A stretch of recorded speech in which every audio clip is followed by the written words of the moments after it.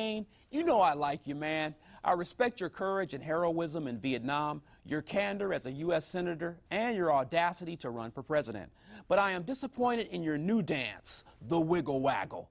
The economy is bad, Wall Street is in a panic, but is a trip to Washington before the debate Friday going to make that big of a difference? Did you care about the working class when you and Cindy bought your 8th and 9th homes? Go debate, John. You're stalling. Filibuster is your middle name, and the McCain-Palin ticket has to create news or hide from news reporters.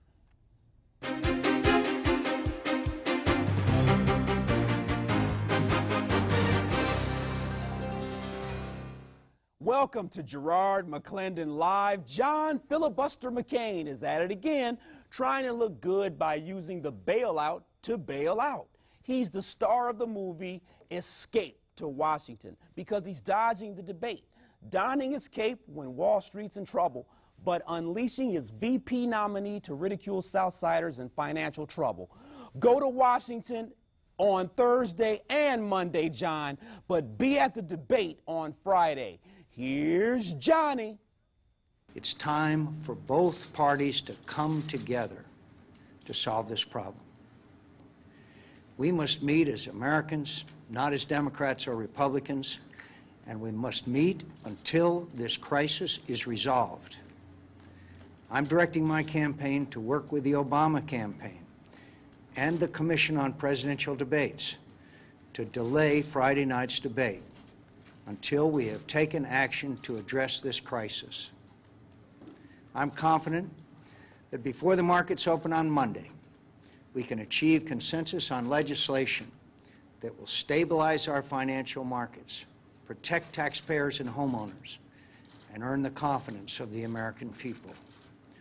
All we must do to achieve this is temporarily set politics aside, and I am committed to doing so.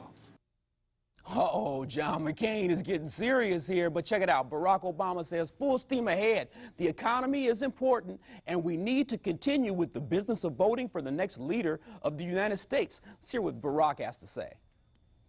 I think the important principle at this point is to send a clear signal to members of Congress, as well as the country, that this is a serious problem that has to be solved and should not be subject to the usual partisan politics. With respect to the debates, it's my belief that this is exactly the time when the American people need to hear from the person who, in approximately 40 days, will be responsible for dealing with this mess. And I think that it is going to be part of the president's job to deal with more than one thing at once. I think there's no reason why we can't be constructive in helping to solve this problem, and also tell the American people what we believe and where we stand and where we want to take the country. I'm very impressed, and you know what? I'm impressed by John McCain and Barack Obama's both looking very presidential. But check it out. Joining me to discuss the wiggle waggle of suspending campaigns is the associate editor of RealClearPolitics.com, Blake Dvorak. Blake, welcome to Garrard McClendon Live. Good to be here, Gerard. Thanks for having me. You know what, Blake? Let's get into this, man. $700 million bailout George Bush is proposing. You know, what's RealClearPolitics.com's take on this? Well, it's something that had to happen, and the financial markets, let's make no mistake about it, they are in dire straits, and there is no confidence in the markets at this point. And what the Treasury, what Secretary Paulson has proposed, is to give the markets some stability, some confidence, to get the investors back, and to shore up what has happened. Now, people have been calling this a bailout. It's not exactly a bailout. It's more of a rescue. At least that's what the administration is hoping comes across to Congress and the American people. Now, Blake, let's talk about RealClearPolitics.com, and then we're going to move into whether John McCain's playing dodgeball or not. RealClearPolitics.com, what do you guys do at your website? Well, it's, I hate to use the term, but it's a one-stop shop sort of place for all things politics. Of course, we've been focusing almost exclusively on the presidential race at this point. But there you can find the best op-eds, the best editorials, the best news stories. We put it all right there every morning for you and update it throughout the day.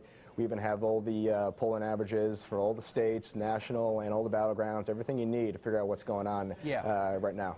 Blake, is John McCain playing dodgeball? I mean, it looks political, and it looks like he's doing the right thing here, as Spike Lee would say, but come on, is he playing peekaboo? He's certainly being political, of course. He cannot be political when it is September and you're in the middle of a presidential election. Now, dodgeball, I don't know. Let's remember that it's McCain who's been asking Barack Obama to join him for town hall-style debates. But come on, Blake, town hall is different than debating. Right, but I don't call it a dodge. I think he's certainly pulling a stunt, a political stunt. Now, let's remember, about a week and a half ago, it was John McCain who was saying the fundamentals of the economy are strong. Well, he got kind of caught in that, and so now it's John McCain trying to show his bipartisan spirit and his willingness to compromise and sort of put politics behind him. Do you think that things are going to get better, Blake? Come on, man, after the new year starts. For John McCain or for the financial markets? For the financial markets. I have no idea. I would assume that the $700 billion will have some stabilizing effect on the economy, but again, I'm not an economist. I can't say what will happen. Yeah, Blake, stay with me. CLTV.com/GML. We're taking your call, 630-575-TALK. Is John McCain playing dodgeball and peekaboo with Barack Obama? Will the world stop if McCain doesn't go to Washington? Blog me and call me. Garrard McClendon Live continues in 2 minutes.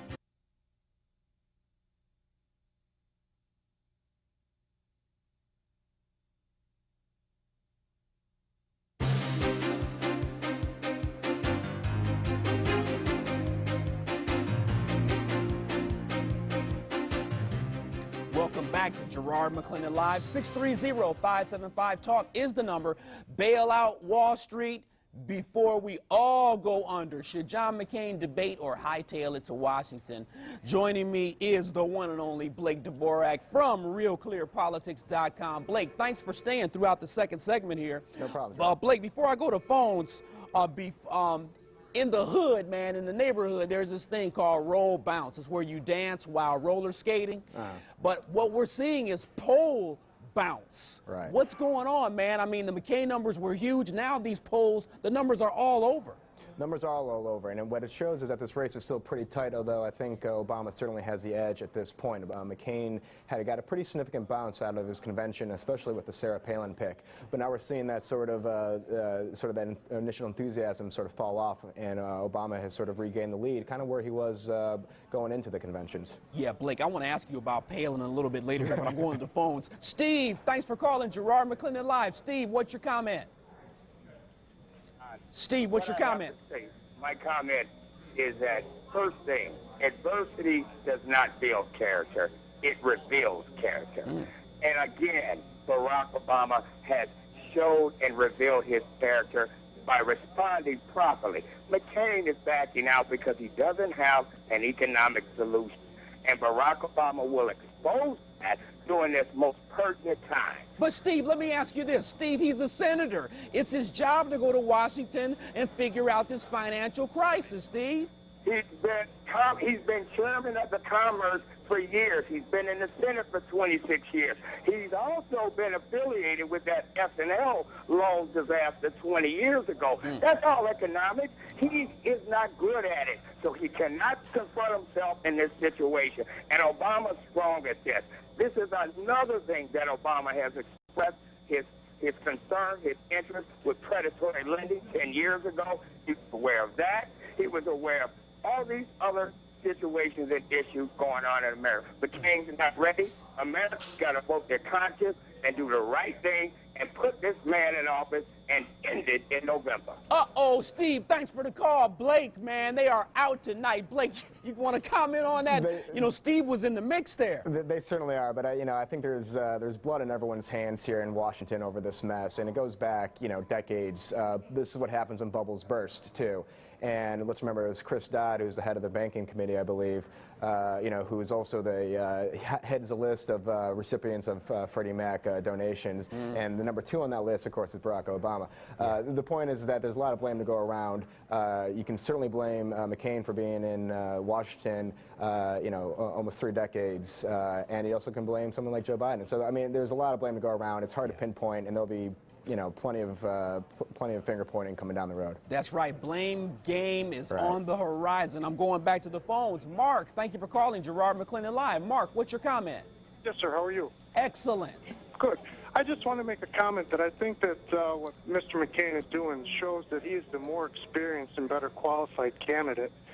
The only thing that we've gotten from Senator Obama so far is rhetoric. And as far as the gentleman earlier talking about the SNL scandal, I still would like to hear more about Senator Obama's link with Aliata and Resco. Wow. Thanks for the phone call. We appreciate that. Blake, got a comment for that? Well, I would say that in the first week after the story broke about the financial markets, I don't think either candidate really performed very well. You had McCain, wanting to fire nearly everyone in the cabinet, and you had Obama essentially saying that, well, I'm going to wait and see. Neither one was showed a lot of leadership. I think they're sort of regaining their ground, but let's remember they both are essentially on the same page with this bailouts. Yeah. They have a few differences, but they're both sort of a wait and see right now. Yeah, Blake, hold tight. I've got to ask you about the one and only Governor Palin from Alaska after the break. Garrard McClendon Live continues. 630-575-TALK is the number. We'll see you in a few minutes.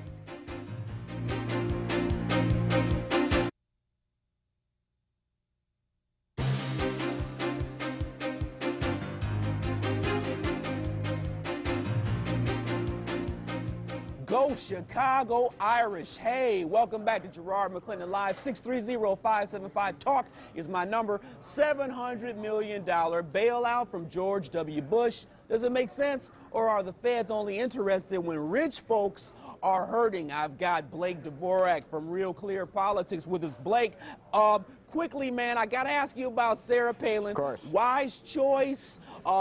Talk to me, man. Where'd she come from? It was always a gamble, and I think the initial her rolling out before the convention and then the convention speech itself, I think surprised even the McCain people and the response she got. She managed to unite the conservative base, and she even managed to pull on some old Hillary Clinton supporters as well. Now that was the first initial sort of rush. Now we're seeing things level out. And I got to tell you, that vice presidential debate is going to be the most watched vice presidential debate in history. A good friend of mine talks about methods of mass distraction. Right. And so Palin could be that. If John McCain actually gets this debate postponed, this could be a method of distraction as well. Let me go to the phones, Blake. I'm looking at Keith. Keith, thank you for calling Garrard McClendon Live. What's your comment? Good evening. How you doing today, Gerard? Excellent. All right. A couple of things. One, I want to talk about McCain and his comments on Barack Obama's character. I think it is a poor and bad character for him to start a campaign out by mudslinging negativity on Obama. Okay. It shows the lack of character he has as a man and as a leader to start with negativity instead of upplaying his attributes. Also, I want to know why McCain is so nervous all of a sudden about the Wall Street bailout, and they want to create $700 billion new dollars. But where was that money when we need funds here, even in the city and across America, for drug intervention, better schools, better paid teachers? We have bad home loans that are rampant. I mean, where was that money then? Where are the billions of dollars that's being spent on the war that people forgot about Osama bin Laden? Oh, man, Keith, thanks for the phone call, man. You are the man. Hey, Blake, I got intelligent callers on Garrard McClendon Live. He brings up a good point, Blake. Why are they only concerned about money when it's something like this? I mean, United States schools are failing. We're spending millions of dollars a day in this war. Why this? Well, because it's about to blow up in everyone's face. And listen, Washington and Congress in particular is never actually quick on the uptake. It always takes them a few, they're always a little bit behind the curve on things. So that's no surprise there. Yeah. Now, it's a question of spending money on these other programs or wars in Iraq. Well, listen, that's one of the Democrats' strongest arguments against the Republicans right now, spending $1 trillion in Iraq, and that's a legitimate question. Absolutely. I'm going to Quantel. Quantel, thank you for calling Garrard McClendon Live. What's your comment? Yeah, I feel that McCain is a coward for backing out the debate. And Okay, he hasn't backed out yet, but you feel that he's playing a little cowardice here? yeah, because, you know what I'm saying, Barack Obama has been consistent with his campaign and is focusing on the issues, and I don't too much see McCain focusing on what's going on within the inner city neighborhood. See, it's all these kids out here getting shot up, kids dropping out of school, young girls having babies. He's not focusing on the problems that's going on in America and in the inner city households. Yeah, And I feel that they're bailing out these CEOs and they're making these millions of dollars, cut them from making all that money and make them pay for the faults that they have. Thank you so much for the phone call, Quantel. Quick comment, Blake. Well, one of the things that both Obama and McCain actually agree on in putting into this $700 billion bailout package is basically a rule that says, you know, CEOs can't. There should be a cap on CEO, golden parachutes. If these taxpayers are going to be sort of propping up these companies, then these companies shouldn't be paying their CEOs these, exorbitant golden parachutes. Yeah, they both agree on that. Blake Dvorak, RealClearPolitics.com. Thanks for being on Garrard McClendon Live, my friend. Thanks, Gerard. Appreciate it. Stay right there. Coming up next, Jeanette Slowinski, former trade show model, was convicted of reckless homicide in 2005. She killed 3 people while attempting suicide, but she may be released next week. Fair? Unfair? Is this justice? Stay with me. Garrard McClendon Live continues. 2 minutes. Karen, Doug Meese's brother Scott said that the sentence was so light. 3 years later, she's walking out for killing 3 people. What are your thoughts on this, Karen? I absolutely agree. I was shocked when I heard it was such a short term. When it was originally 8 years, we were shocked about that. I don't understand this new Illinois law that they're talking about, but the judge is the one that makes the final decision, so I suppose we have to, I don't agree with it, but we'll have to listen to it. Now, Karen, of course, it's a very sensitive issue, but Jeanette Slowinski was suicidal on that particular night. Evidently, she was driving the car at excessive speeds, and she hit the Honda, the Honda of the 3 gentlemen. Where was your car in this particular situation? We actually were the car that was thrown in front of the intersection of Niles Center Road and Skokie Boulevard by the Honda Civic that was behind us with the 3 young gentlemen that were killed. Oh. And her Mustang smashed. We were at a stoplight. Her Mustang smashed into the Honda Civic. The Civic went airborne.